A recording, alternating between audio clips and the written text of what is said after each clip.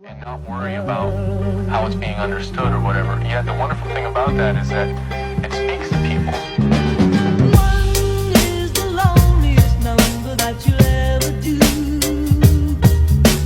Two can be as bad as one. Assalamualaikum warahmatullahi wabarakatuh. Halo semuanya, perkenalkan kami dari kelompok 5. Pada kesempatan kali ini kami akan mempresentasikan proyek yang sudah kami buat, yaitu ada poster, infografis, dan juga scrapbook. Tapi sebelum itu kami memperkenalkan diri kami. Ada saya sendiri, yaitu Muhammad Raffi Hidayat, absen 25. Saya Nabila Desya Fitri, absen 26. Saya Nela Ramadhani, absen 27. Saya Nisha Ahmad, absen 28. Saya Nina Erlina, absen 29. Saya Prabu Gusti Ferdinand, absen ketiga.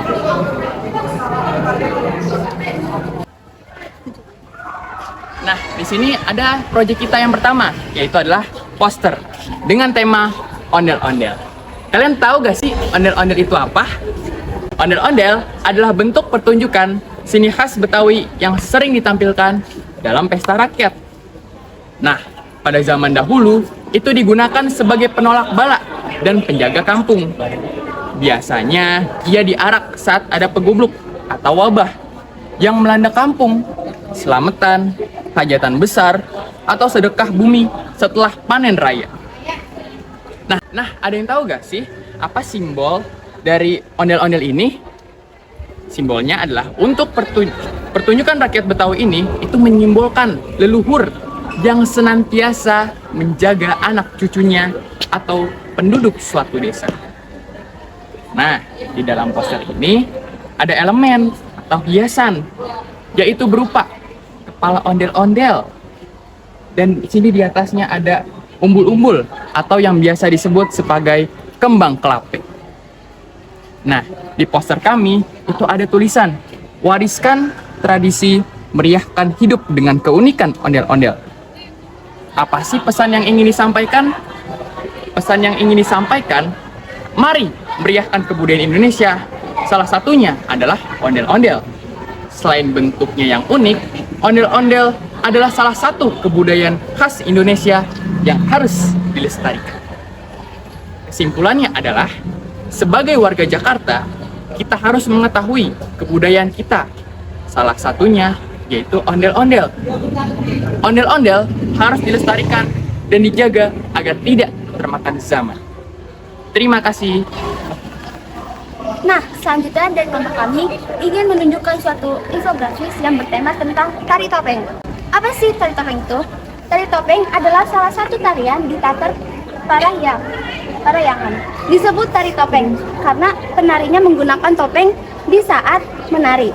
Tari topeng ini sendiri banyak sekali ragamnya dan mengalami perkembangan dalam hal gerakan maupun cerita yang ingin disampaikan.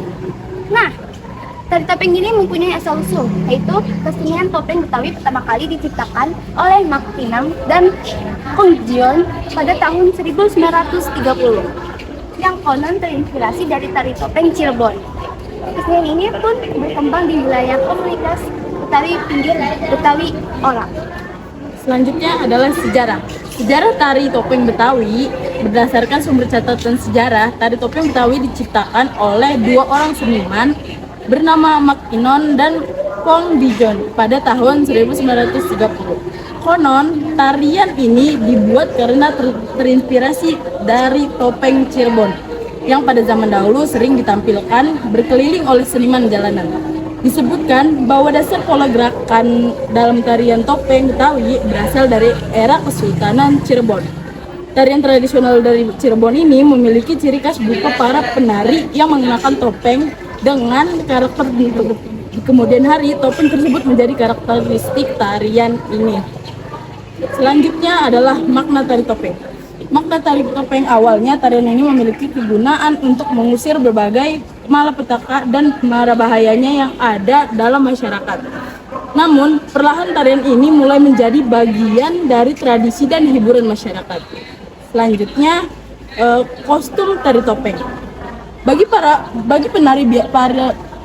penari pria biasanya menggunakan pakaian seperti pakaian hitam, kaos oblong, celana panjang, dan kain sarung.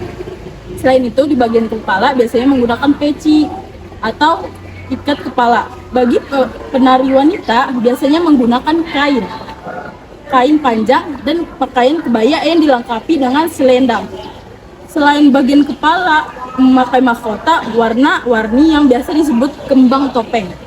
Tidak lupa memakai topeng yang menutupi wajah para penarinya. Topeng yang digunakan para penari terbuat dari kayu. Nah, dan yang terakhir di sini ada properti tari topeng. Yang pertama adalah ada topeng, baju kurung lengan pendek, mongkrong, sampur, celana kurung sepertiga, kain penutup, sumping, dan mahkota.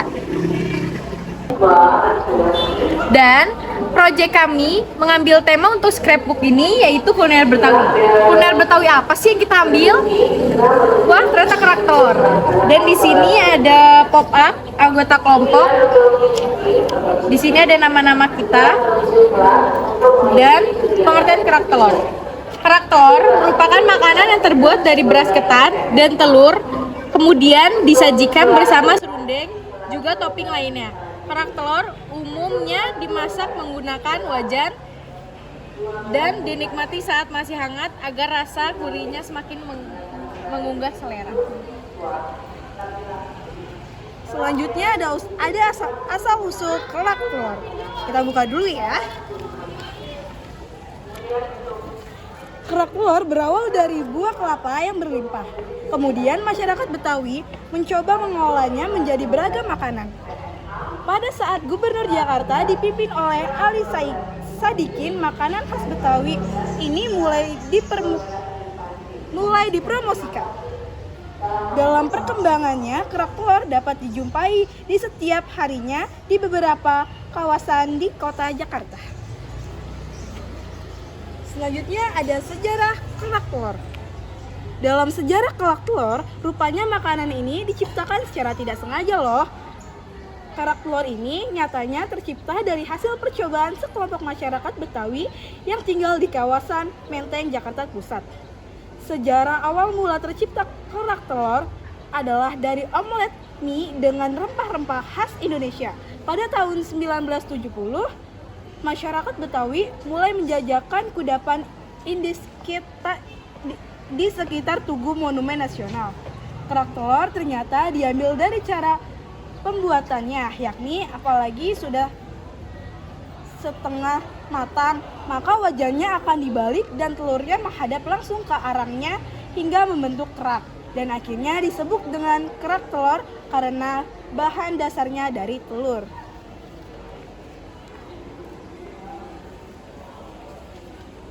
Selanjutnya ada bahan-bahan kerak telur.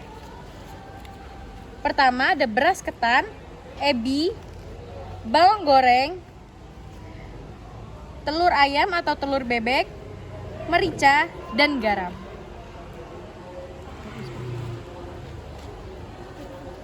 Dan kali ini saya akan membacakan caranya membuat. Cara pembuatannya adalah pertama, adonan beras ketan diaduk dan diratakan di dalam wajan dengan sendok khusus. 2. Tambahkan serundeng dan ebi. 3. Kemudian masukkan telur, lalu aduk sampai benar-benar merata. Adonan harus ditipiskan dan disebar memutar area wajan supaya matangnya merata. Selanjutnya wajan ditelungkup menghadap bara api. Setelah matang, kerak telur dikeluarkan dari wajan. Terakhir taburkan serundeng dan kerak telur siap disajikan. Maknanya, di balik pamer kerak telur ternyata ada makna tersendiri yang terkandung di dalamnya. Salah satu bahan yang digunakan untuk membuat kerak telur adalah ketan yang memiliki karakteristik pemimpin. Ini karena tekstur ketan cenderung kental dan bisa memimpin keseluruhan rasa kerak telur. Sifat kepemimpinan yaitu dikuatkan dengan kehadiran telur yang menyatukan seluruh rasa kerak telur. Hal ini bisa diartikan sebagai wawasan dan idealisme yang dimiliki seseorang harus dikuatkan agar tidak lemah dan terlepas. Dan terakhir, ada foto kegiatan kelompok kami.